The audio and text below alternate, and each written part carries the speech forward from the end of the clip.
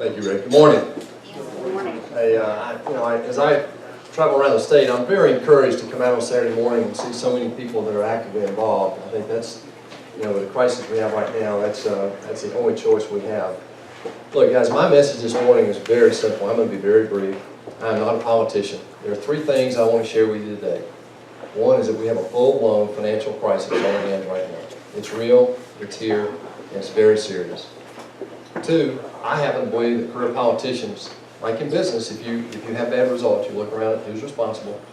And right now, career politicians have caused this. I just don't think we can trust them to fix it. Three, I said before, I'm not a career politician. I've been in business for 41 years. I've turned some big companies around. We'll talk about that in a minute. But I just believe we have to give the voters of Georgia an option right now, with the crisis of the day being the financial crisis, to put a business guy in here to see if that isn't a better way to go. Look, a few months ago, I had the privilege of having dinner with 4 past secretaries of defense. And it was a sobering but uplifting kind of conversation. It was very casual at night before they were going to give a symposium here in town. And the debate went on about national security, and they unanimously agreed that the #1 threat to our national security is not Al-Qaeda, it's not Iran, it's not even China. It's our own foolishness, our own federal debt. And they went on for 30 minutes talking about how it encourages the people that would do us harm, and it discourages people that are our allies. $17 trillion. We all know that it's a crisis. It's the first time since World War II our federal debt, that's just the federal debt we're talking about, it's greater than our GDP for the first time since 1945. What we're not talking about is we have $86 trillion of unfunded future liabilities, federal liabilities, related to Social Security, Medicare, and pension and benefits for federal employees. Now that's over $100 trillion, and that doesn't count the future hit of Obamacare. That's over $1 million a household. So it's like I have 2 children, 2 boys in their 30s, they're building a career, and it's like my generation has given each of them a $1 million credit card bill. It's unconscionable. And what are we getting for it? Today, 1 in 5 Americans, working Americans, are either underemployed or unemployed or underemployed. You know, the second largest employer in the country is not General Motors or General Dynamics or even General Electric. You know what it is? Young. Walmart's the largest, outside of Federal Postal Service is actually the largest employer.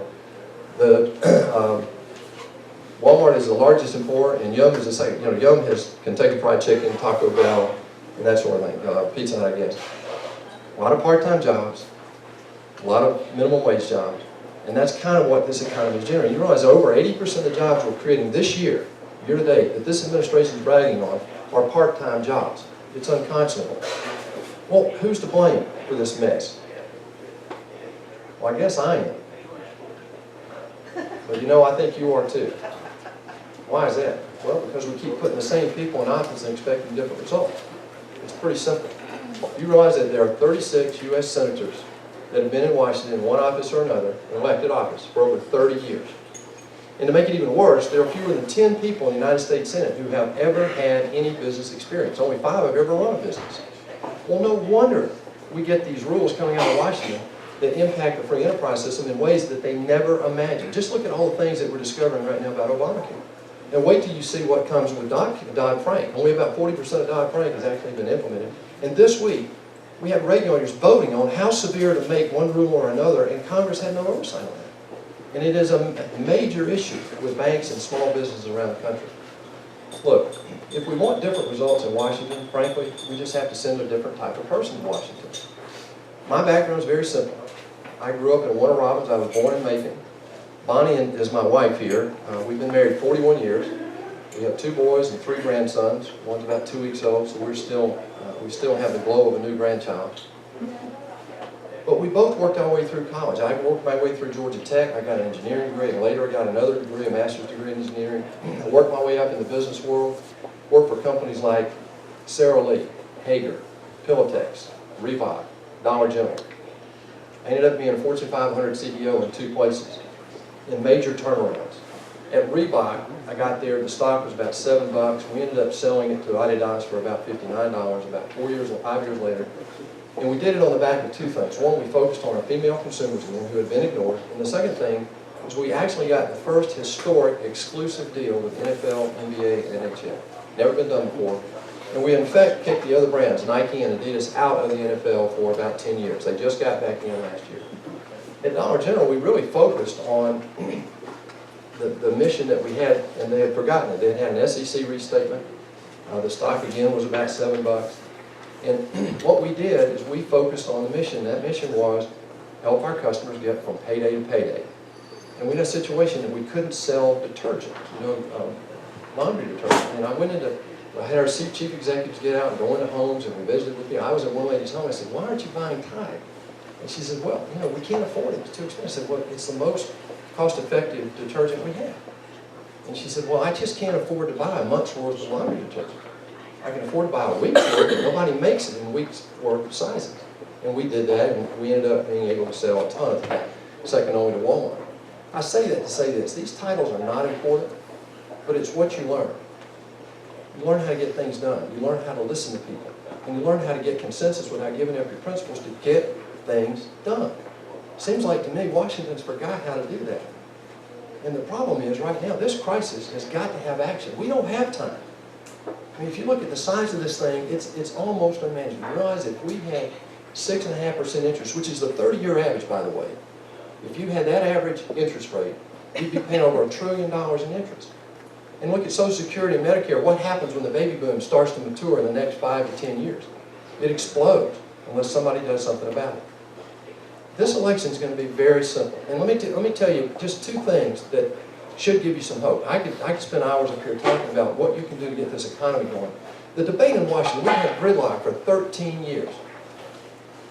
13 years. What's the debate over? One side wants tax increases, right? You know who they are. One side wants spending cuts. That's us. Well, we've had gridlock behind that, and guess what? Every year we keep rolling, particularly in the last 5 years, $1 trillion or more a year we're adding to our own federal debt. And we haven't done anything with those future unfunded liabilities I'm talking about. But watch this. We have the largest economy in the history of the world right now, $16 trillion economy. And we're not looking at how to make it grow. In fact, everything I can see in Washington, particularly out of the administration, tells me they really don't have any clue how the free enterprise system works. The rules and regulations that we've seen come down the last 5 years have done more to stall this economy than any time in my lifetime. Two things that I will share with you this morning give me some hope, though. There are $480 billion of redundant agencies in Washington, 480. And there are congressmen who've done studies and they say, well, maybe it's only 300. Well, okay, fine, I'll take 300, wouldn't you? $300 billion of redundant agencies that we could get rid of and really not affect the services provided to the citizens of America.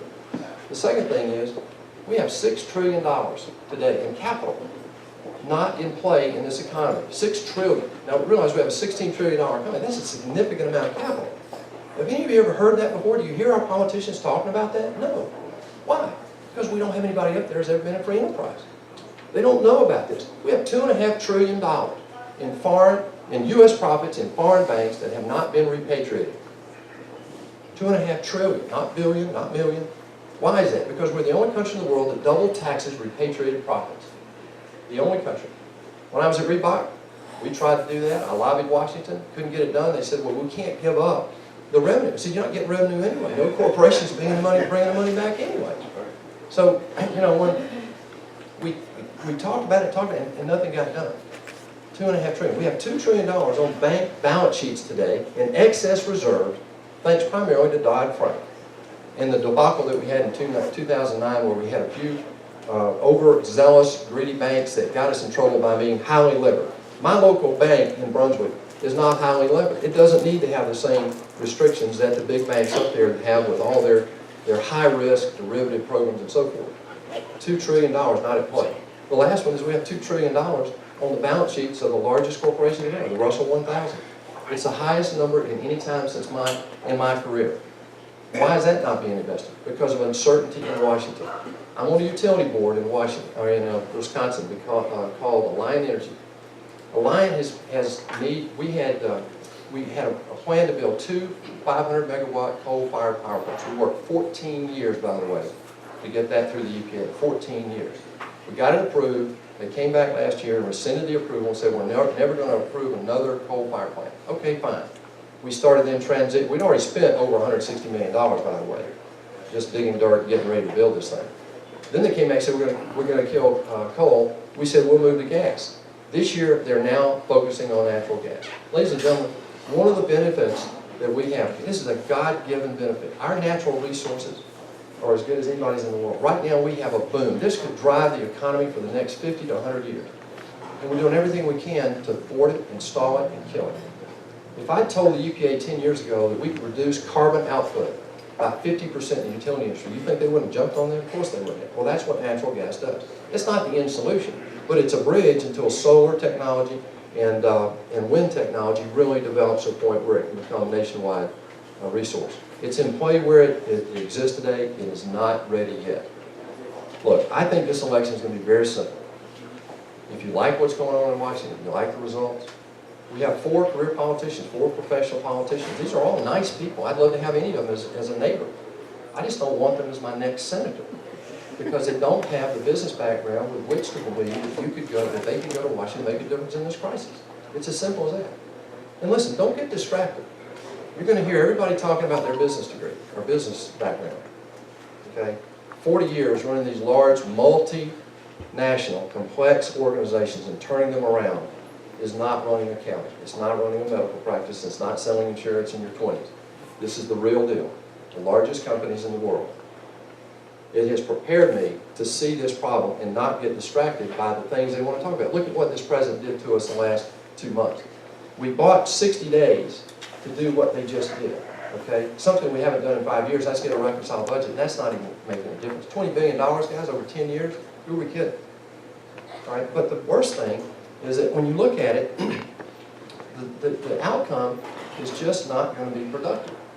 And so when I'm looking at this thing, I think you have to have somebody with business acumen that offers a solution that understands how the free enterprise system and this economy can actually start moving us forward to solve this debt problem. If we don't do that, this debt is really, really a killer. I have one question for you today. You know, when Reagan was running in 70 and 80, he had one question. Anybody remember what it was? I asked this question, by the way, of a bunch of 30-year-olds at a young Republican committee one night, and they said, Reagan, 30 years ago, what?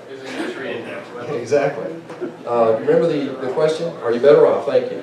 Well, I have a question today, and it's serious. Are our kids and grandkids going to be better off than my generation? And the answer is no, unless we do something about it. That's unconscionable, it's unnecessary, it doesn't have to be that way. And there's hope. With this economy and the blessings we have on our national resources, we have the best labor in the world. There's no reason in the world we're sitting here talking about the issues we're talking about. We have no leadership. We heard it in a few comments this morning. I put this, if this were a business, I'd go to the leaders and say, you're responsible. Why don't we do that? We put people in office we wouldn't hire in our own companies. This is tragic. This is a huge crisis we have. I just happen to believe that we have to put people in office, a different kind of person, who cares more about the next generation than they do the next election. And I want to be that guy. Thank you very much, guys.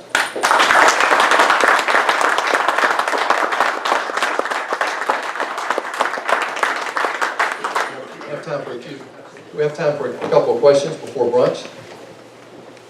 Yes, ma'am. I hear what you're saying, and you sound like you're a very successful businessman, but you don't sound very open-minded to me. You've already stated that you like the wind and solar until it becomes commercially more viable, but it's already killing hundreds of thousands of birds every year. So to me, the coal and the natural gas are far superior. Also, fusion or fission would be better.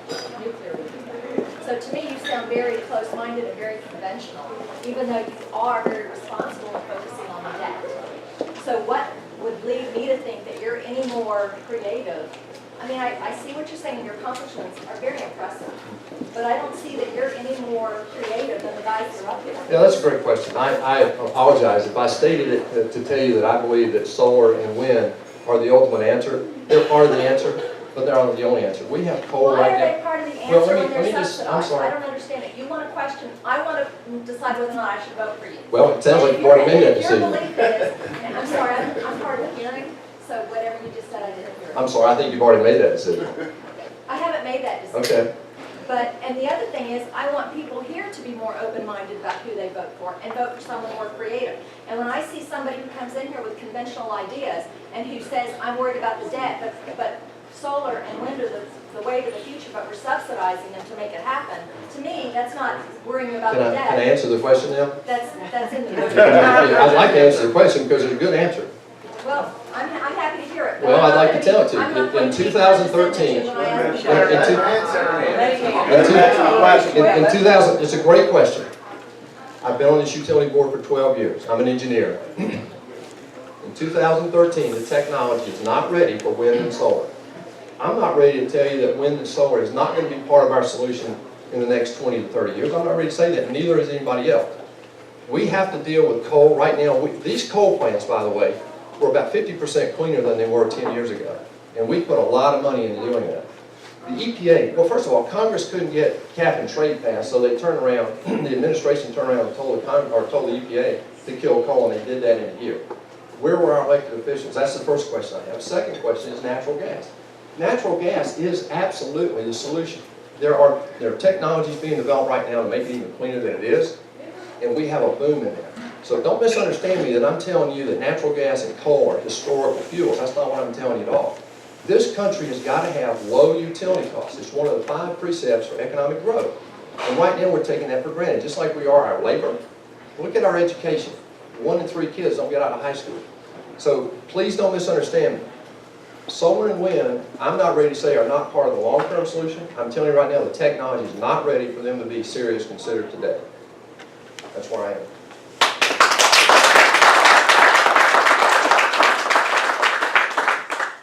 I'd like to ask this question to you. There's a new terminology that I've just come in contact with. It's called, we've heard all kinds of different explanations of what's going on in Washington. But recently I read an article that calls about the administrative state. Have you ever heard of that terminology? Now, this young lady over here mentions this terminology.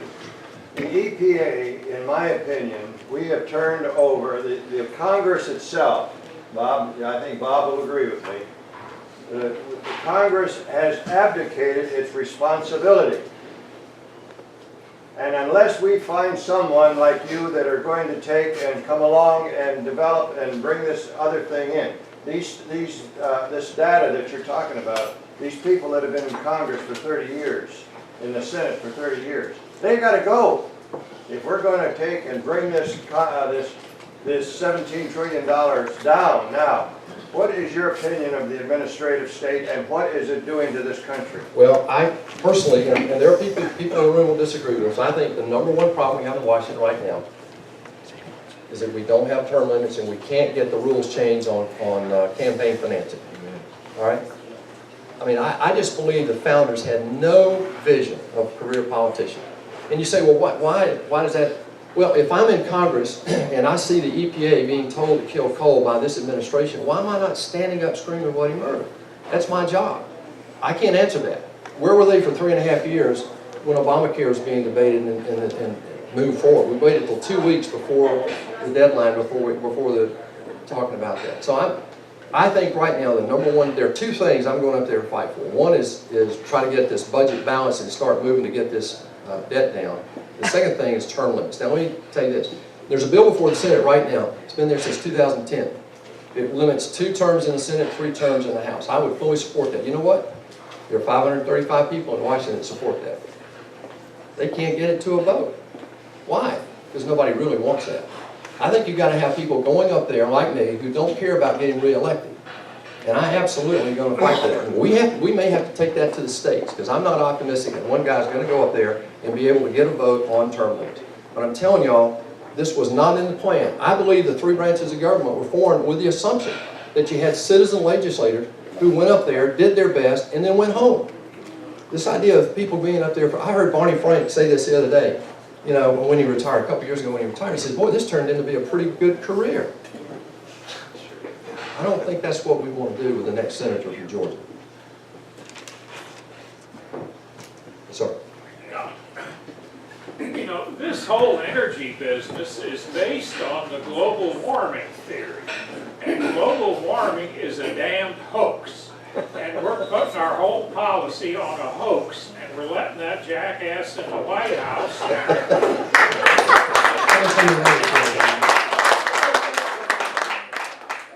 Can't we begin by admitting it's a hoax and just chucking it overboard? God bless that man. How do you really feel about coal? Without coal, have a coal miner kick him in the butt so he gets a good carbon footprint.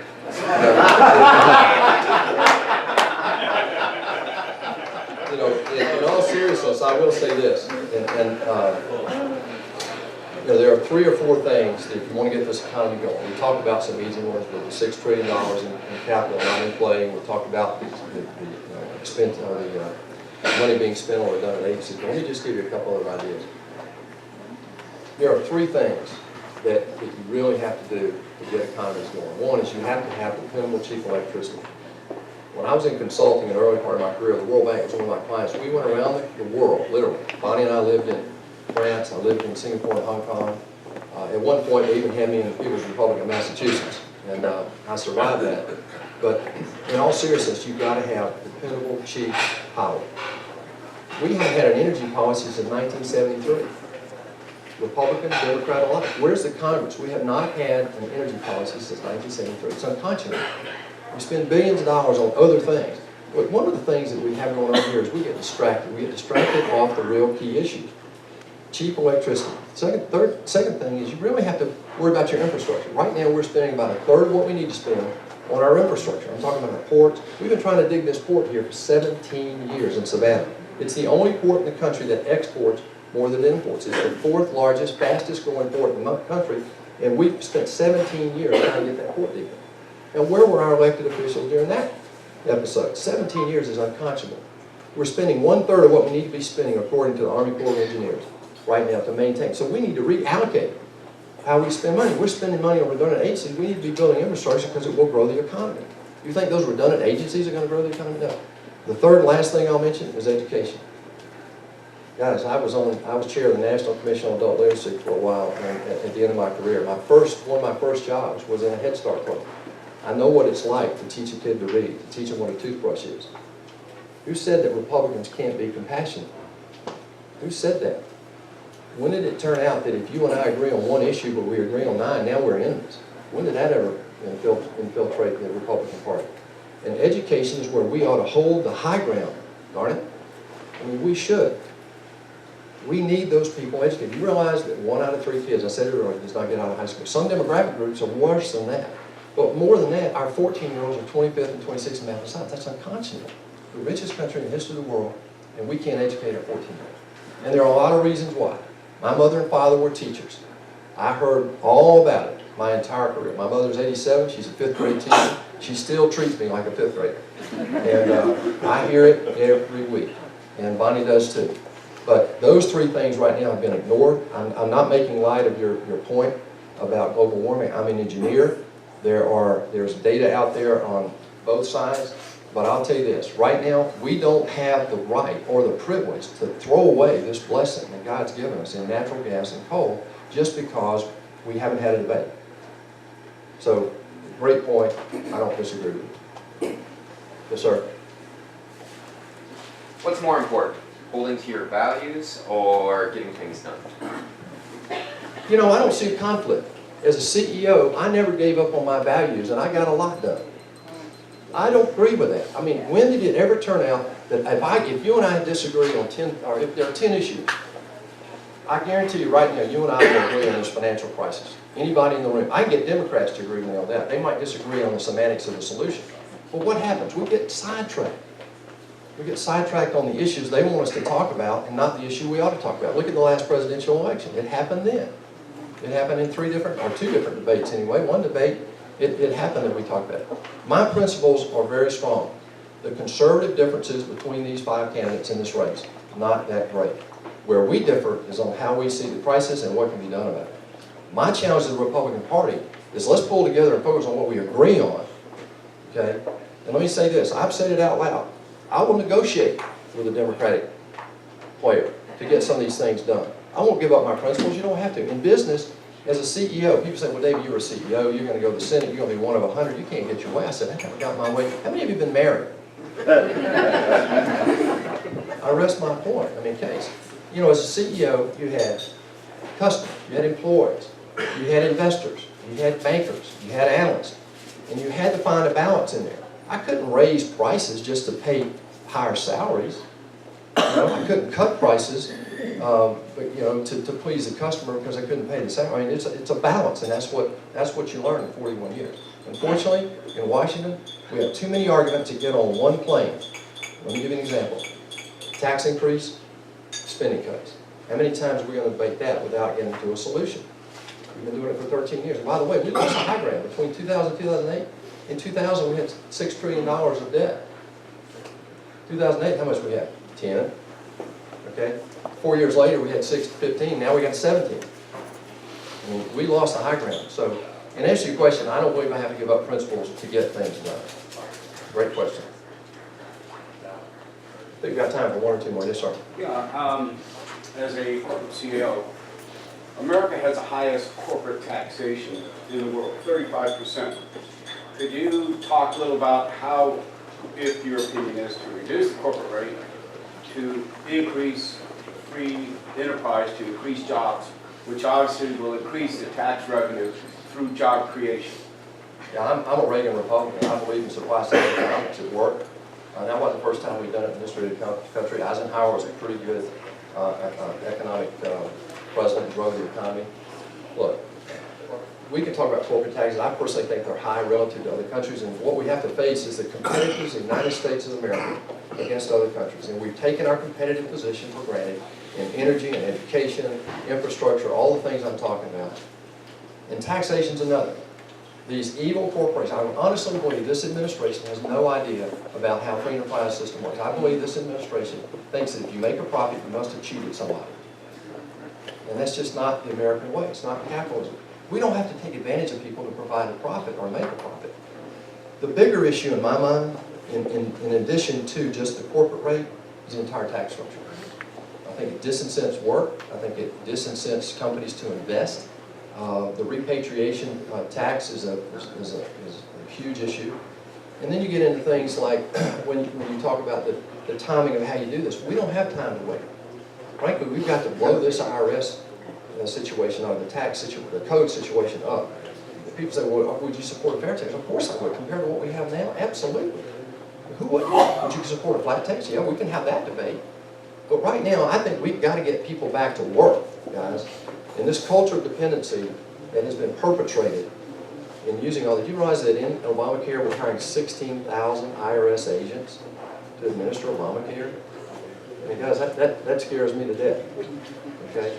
He's taken 17% of our economy that we're talking about here and basically nationalized it. So, yes, I agree. I think the corporate rate's too high. I think we need to get competitive with other countries. And what we better be looking at is where these employers, and by the way, 85% of all employees in America work for companies that have fewer than 100 employees.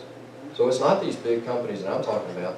I run a little company right now, a trading company. We're actually exporting goods out of America into places like China. We bought a little trucking company last year, and I know what these regulations are doing to us. Let me take another aside and tell you about that.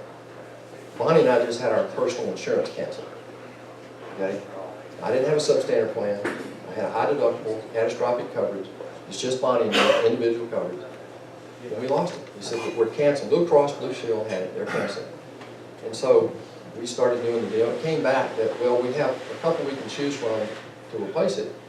They have vision, hearing, drug rehabilitation, and maternity. Now, Bonnie and I have been married 41 years. Bonnie's not Sarah. And this is a real problem for us. But here's the kicker. Our cost, this is not, I mean, this is just one individual. It's not an average. Our cost goes from $1,000 a month to $2,039 a month, if we can get that. Now, that's just not right. When did it ever happen that the federal government can tell me I can't buy a 24-ounce soft drink? Yeah. Okay? When did it turn out that they tell me that the deal that Blue Cross and I made together, I'll pay them, they give me insurance. When did it ever turn out that that's not right? I mean, we've lost control, guys, and who's responsible? I come back to that. Are you responsible? Yes. Am I responsible? Yes. So let's do something about it. Guys, I could be here all day. Listen, thank you in consideration of time. God bless you. Have a great Christmas. I appreciate your interest and activity. And more than anything else, take this seriously this year. Whoever you get behind, make sure they can go up there and make a difference. Thank you. God bless you. Okay. Yeah. You started talking about education, Yeah. and then you talked about being compassionate. Yeah. Focus back on education for a minute. Yeah. We've got one of the most intrusive governments into education that we've ever had in terms of Common Core. Not that others have tried to improve education. How do you feel about the federal government's role in education? What should their role be, and how do you perceive that role? Coming from a business perspective. Well, let me give you from a kid's perspective. Let me tell you what my mother and father would tell you. My father was superintendent of Houston County Schools, one of the best school systems in this state. He died a few years ago. My mother was a 5th grade teacher. She was later ran the first gifted program in the state. I heard local control since I was 5 years old. And here's why that works. If you take a parent, a teacher, and a local school board and decide how you're going to develop a curriculum, that's the right way to do it. How did No Child Left Behind work out for us? Okay? How is Common Core going to work out for us very well? So my concern is we take a very high ideal and we let it get adjusted to a point where it's going to be detrimental in my mind. So I have no problem making sure that every kid in every state comes to some standard, but I even have a problem with the way they're talking about testing, all right, because they don't test the things that I think are important. But what's more important to me is to be able to have a local board, the local teacher, and local parents determine the curriculum that will allow that kid in Alabama to get the same education as that kid in Minnesota, okay? The federal government should have no role in it. Do you know that the Department of Education went from a $39 billion budget in 2009, now listen to this, it went from $39 billion in 2009 to $71 billion, okay, in 2011, 2 years. How does that happen? Where are our congressmen, where are our senators screaming about that? Look, I absolutely, I think the governors who started that, and by the way, there are a lot of Republicans that started Common Core, it got changed to the form that we see today. And I can't support that. Thank you very much, guys. I appreciate it.